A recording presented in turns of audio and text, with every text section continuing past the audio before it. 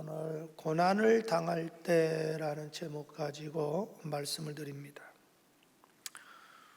어제도 말씀드렸지만 올해 인생을 살다 보면 억울한 일을 당할 때도 있습니다. 가령 우리들 나름대로 최선을 다해서 살고 정직하게 살고 또 선하게 살고 착하게 살고 베풀며 삶에도 불구하고 어떤 때는 오해 살 때도 있고 누명 쓸 때도 있고 욕을 바가지로도 먹을 때도 있고 손해볼 때도 있습니다. 그래서 오죽하면 우리 조상들이 환장하겠다고 하겠어. 환장이 뭔 줄 알아요? 장이 뒤집혀지는 거예요.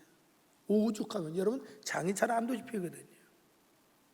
또 우리 믿는 사람 입장에서는 난 나름대로 예수님의 은혜를 체험하고 하나님까지 주님의 은혜 줄 깨달아 그 주님의 사랑 은혜가 너무나 감사해서 조건 없이 이유 없이 주님 앞에 시간을 드리고 몸을 드리고 물질 드려 충성합니다.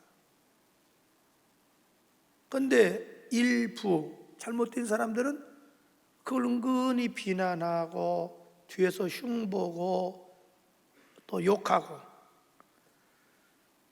또 은근히 방해 놓을 때가 있어요. 참 속상하지요. 있거든요. 그런 일이 실제적으로 우리가. 어쨌든 우리가 이런 나쁘지 않은 좋은 의미로 살다가 고난당할 때 그 문제를 지금 다루고 있는 거예요. 여러분 이 베드로가 이거 쓸 때 당시 상황은 굉장히 로마 제국이 다스리는 가운데 기독교가 박해를 받을 때입니다. 그래서 집중적으로 베드로는 고난을 다루고 있는 거지요.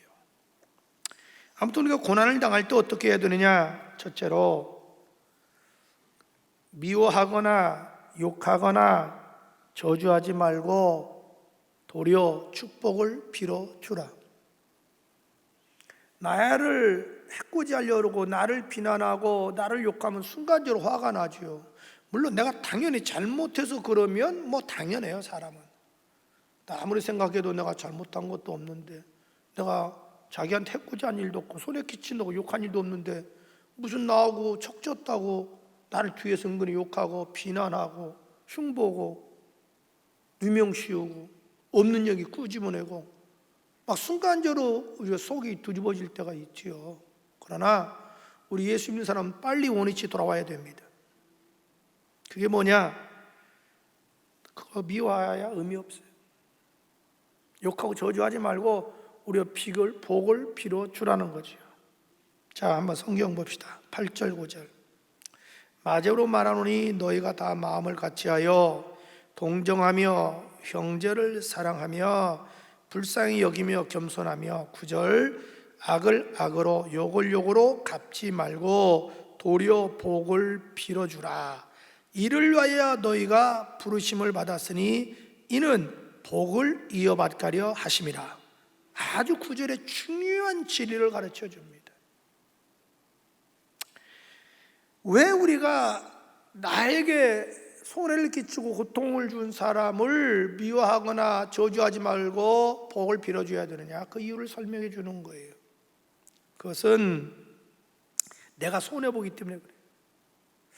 여러분이 똑같이 반응을 보이면 내가 손해나요. 내 신앙적으로 그러고 나면 은혜가 안 되죠. 평안함이 없죠. 기도가 돼요. 신앙적으로 손해나요. 그리고 정신적으로도 사람이 황폐해집니다. 여러분이 같이 이렇게 반응 보이다 보면 여러분 신체 리듬이 깨져버려요. 스트레스가 생겨요. 병이 생겨요. 그러니까 영적으로나 정신적으로나 육신적으로나 백개무익하다는 거죠. 가령 여러분이 남을 가시로 찌르려고 가시를 꺾다 보면 내 손에 가시 박혀요. 여러분이 다른 사람에게 죄 뿌리려고 죄를 짚는 순간에 내 손이 먼저 더러워진다 이 말이에요. 왜 또 저주 대신에 복을 빌어줘야 되느냐? 그것은 주님이 우리를 부르신 이유 중 하나가 다른 사람에게 복을 빌어주라고 부르셨다 이 말이에요. 주님이 나를 부르신 이유가 성경은 많이 나와요. 그 중에 하나, 다른 사람에게 복을 빌어주라고 널 부르셨다. 그렇게 얘기합니다. 복을 빌어주라. 이를 위하여 너희가 부르심을 받았다. 다시 말해서 복을 빌어주는 것이 하나님의 뜻이다. 왜 또 복을 빌어줘야 되느냐? 그것은 하나님 아버지가 보고 계시기 때문이다. 다 보고 계신다는 거지요.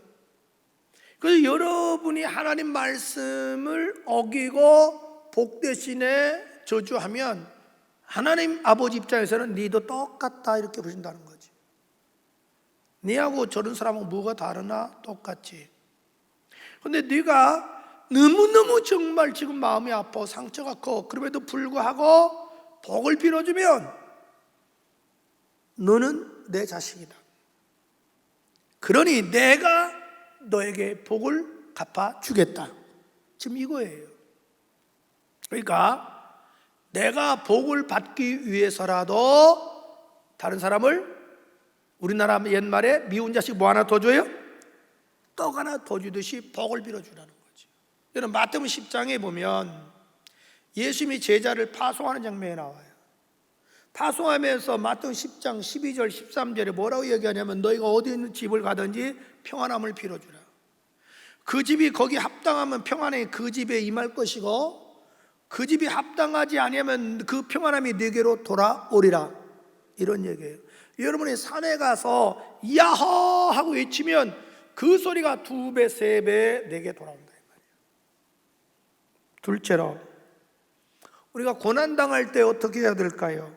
끝까지 신앙의 지조를 지키고 끝까지 선한 양심을 지키고 끝까지 선행을 계속하라. 왜냐하면 고난당하다 보면 억울하잖아요. 화가 나잖아요. 안 입고 그 매시고 더럽고 치사하잖아요. 내가 왜 저 사람한테 저런 소리를 들어야 돼?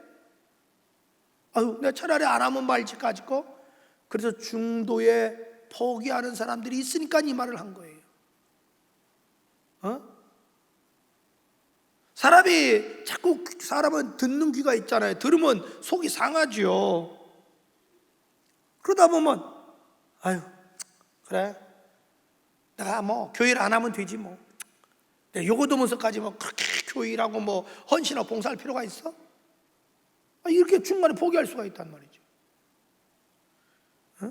가령 여러분이 계속 착하게 사는데 칭찬 듣기는커녕 오히려 뒤에서 저거 꿍꿍이가 있어서 그래, 뭐가 있어서 그래, 저 진심이 아닐 거야 이러면 아유 그래 다 같이 인생 사는데 나 혼자 독이하청청 깨끗한 것처럼 뭐 선한 양심 가질 필요 있어? 다 세상 사람 살아가는데 나도 똑같이 살지 뭐. 그리고 선하게 살고자 양심을 중간에 포기할 수도 있어요. 여러분 마음대로 없는 가운데서도 그냥 주의 종 섬기고 성도들 뭐 하나로 갖다 주려고 하면 격려해 주는 게 아니라 옆에서 아이고 목사한테 뭘 잘 보이려고, 성도에게 뭘 잘 보이려고, 아유 다음에 뭐 교회에서 뭐 한잔 하려고 저러는 거 아니야? 이런 소리 들으면 속이 뒤집힌다. 아이 관둬, 내가 꼭 뭐 베풀어야 돼? 안 베풀어? 이럴 수 있다라는 거죠. 근데 여러분이 포기하는 순간 마귀에게 지는 겁니다. 마귀는 바로 그걸 노린 거예요. 너 믿음을 포기해라. 너 선한 양심을 포기해라. 너 선행을 포기하라. 왜? 마귀가 온 것은 우리 생명을 도적질하고 멸망시키는 것이고, 요한복음 10장 10절에 요한복음 8장 44절에 마귀는 살인자의 앱이요 거짓말쟁이의 앱이기 때문에 무너뜨리려고 하는 존재입니다. 그래서 너는 그런저런 고난을 당해도, 자 15절 보세요. 너희 마음에 그리스도를 주로 삼아 뭐라고 그래요? 거룩하게 하라 그랬죠. 자 고난 얘기하다 왜 이 말을 얘기하냐는 거죠. 고난 얘기하다 왜 이런 얘기를 해요? 14절에 여기서 의를 위해 고난을 받은 자는 복이 있다. 여기서 의는 복음을 말해. 세상 의가 아니에요. 예수님이 마태복음 5장 10절부터 12절 보면 의를 위하여 박해를 받는 자는 복이 있나니 천국이 저희 것임이요. 그럴 때 복이 있으니 너를 괴롭히는 사람을 두려워하지 말고, 공갈 협박, 저들이 너를 공갈 협박한다고 두려워하지 말고 근심하지 울지 말라는 거예요. 너 그럴수록 계속해서 너 예수 믿는 사람 아니냐? 너 그럴수록 계속 믿음을 지켜서 거룩하게 살라 이 말이야. 지금 그 얘기하는 거예요 지금. 그리고 16절 보세요. 선한 양심을 가져라. 계속해서 선한 양심을 가져라. 네 양심, 여러분 양심은요, 여러분 집안의 창문과 같아요. 창문이 커튼 치면은 아무것도 안 보이죠. 이 양심이 화인 맞으면 신앙이 죽어요. 아무것도 안 보여요. 분별력을 잃어버려요. 오늘 우리나라 위기는 양심을 다 잃어버려 가고 있습니다. 옳고 그름 분별이 없어요. 선악간에 이제 분별을 잃어버렸어요. 이거 교인들까지 이 모양이에요. 이게 심각합니다. 근데 너는 끝까지 그 선한 양심을 가지고 그 다음에 계속해서 보십시오. 선을 행하라. 그래서 너 욕하는 자들로 자기가 비방하는 거에 스스로 부끄러움을 느끼게 해라. 아, 저 사람이 진실이 없구나. 저 사람이 선행하는 게 순간적으로 어떤 자기 목적을 위해서 한 게 아니라 순수한 마음으로 깨끗이 했구나. 그걸 보여주라는 거야. 근데 성경은 얘기해. 너 계속 선행을 안 하는 거야. 계속. 네? 자, 17절 그대로 보세요. 선을 행함으로 고난받는 것이 뭐라 그래요? 하나님의 뜻이라 그래요. 하나님의 뜻이. 하나님의 뜻이라는 거예요. 무슨 뭐 더 이상 할 말 없죠? 하나님의 뜻이라는 단어 앞에. 저는 여러분 고 계속해서 신앙 지키시고 계속해서 선한 양심 가지시고 계속해서 선행하십시오. 주님은 원하는 건 그거예요. 셋째로, 그럼 고난 받는 자가 받는 복이 뭐냐? 반드시 하나님의 보상이 있는데요, 나를 받게 했던 사람들이 회개하고 돌아와 구원을 받게 됩니다. 여러분 16절 끝에 비방하는 자들이 부끄러움을 당한다는 의미는 구원까지도 내포하고 있습니다. 기독교 역사를 보면요, 언제든지 박해했던 사람이 다 회개하고 돌아왔습니다. 그리고 더 충성합니다. 사도 바울 보십시오. 박해한 그 죄 때문에 돌아와서 목숨 바쳐 충성합니다. 자기가 고백하잖아요. 우리 주변도 마찬가지예요. 박했던 사람이요, 예수 믿으면 진짜 잘 믿어요. 여러분 방향만 바꾸면 되잖아요. 배가요 쏜살같이 북쪽으로 가는 배 방향만 바꾸면 남쪽으로도 열심히 와요. 그런데 노젓는 배는 아무리 방향을 바꿔도 그 모양 그 모습이에요. 여러분 열심히 무당 섬기던 사람이 예수 믿으면요 열심히 예수 섬겨요. 열심히 부처님 섬기던 사람이 예수 믿으면요 열심히 예수님 섬겨요. 그런데 평소에 다른 종교에 대해서 미지근한 사람은요 예수 믿어도 미지근해요. 지켜보면 사람이 성깔 있게 살아요. 사는 거 모습도. 그러니까 나한테 받게 할 때 왜 축복해야 되냐면, 주님 저 사람 예수 믿을 날이 멀지 않았네요. 고맙습니다. 그렇게 받아들이면 돼요. 언제든지 그렇게 해서 돌아옵니다. 그런 사람들이 돌아와. 또 고난받는 자의 복이 뭐냐? 주님의 뜻을 이루게 된다. 17절, 네가 고난받는 하나님의 뜻이니까 주님의 뜻을 이루게 돼요. 다시 말해서 나를 향한 주님의 뜻을 이루게 돼요. 나를 향한 주님의 뜻.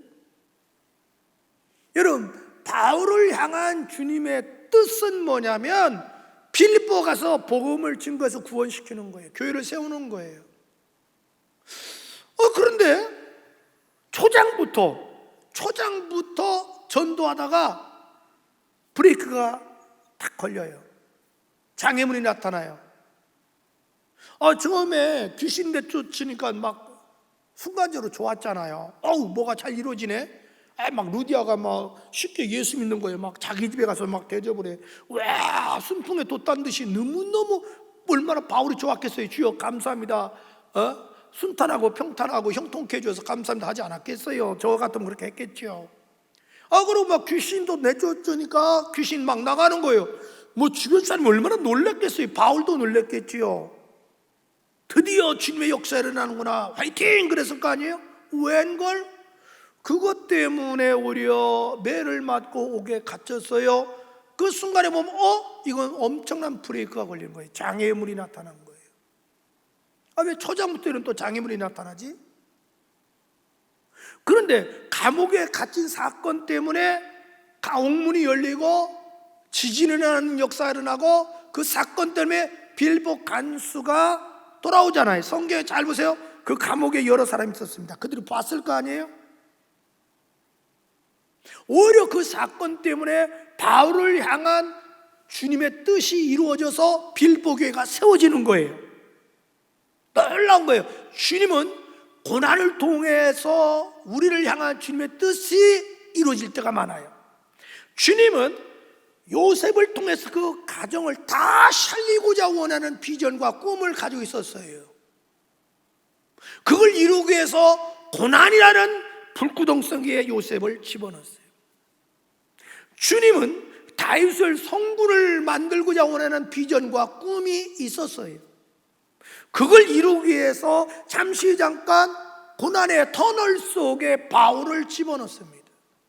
그러나 여러분 분명한 게 있어요. 터널이 아무리 길어도 반드시 터널이 끝나면 빛이 나옵니다. 그래서 주의 뜻이 이루어져서 다윗을 성군으로 만들어 줍니다. 따라서 고난은 가장된 축복이다. 주인이 고난은 가장된 축복입니다. 마치 밤송이와 같습니다. 여러분 밤송이를 볼 때는 이거 뭐야? 이거 뭐야 이거? 이렇게 생각합니다. 그러나 밤송이를 까면 그 안에 맛있는 밤알이 나옵니다. 고난은 위장된 주님의 뜻이고 축복입니다. 자, 고난받는 자가 받는 복이 뭐냐? 세 번째, 주님을 닮아가는 사람이 된다. 주님을 닮아가는 사람이 돼요. 18절 보면 그리스도께서도 단번에 죄를 위하여 죽으사, 즉 주님께서도 우리를 위해서 고난을 받으사 이 말이지요. 고난을 받았기 때문에 의인으로서 불의한 자를 대신하셨다. 그건 우리를, 많은 사람들을 하나님 앞으로 인도하려 하십니다. 예수님이 십자가에 고난당하지 않았다면 우리가 어떻게 이 자리에 있겠습니까? 우리가 고난을 당하다 보면 나를 통해서 많은 사람 구원도 받지만 내 자신이 예수님을 닮아가게 됩니다. 여러분, 그리스도의 궁극적인 목적은 예수 그리스도를 닮아가는 겁니다. 여러분, 그리스도란 뜻이 뭡니까? 예수 그리스도를 쫓아가는 무리, 예수쟁이, 예수를 닮아가는 사람. 여러분, 우리는 예수님의 신앙을 닮아가야 되고, 예수님의 인격을 닮아가야 되고, 예수님의 삶을 닮아가야 되고, 예수의 능력을 닮아가야 됩니다. 그래서 성령 충만 받아야 되는 거예요. 이 고난이 없이 주님을 닮아갈 수는 없습니다. 왜? 여러분이 목욕탕 가서 때를 씻지 않는데 어떻게 깨끗해집니까? 우리 속에 있는 악성, 죄성, 부패한 성품은 고난을 통해서 빠져나가지요? 빠져나가지 않습니다.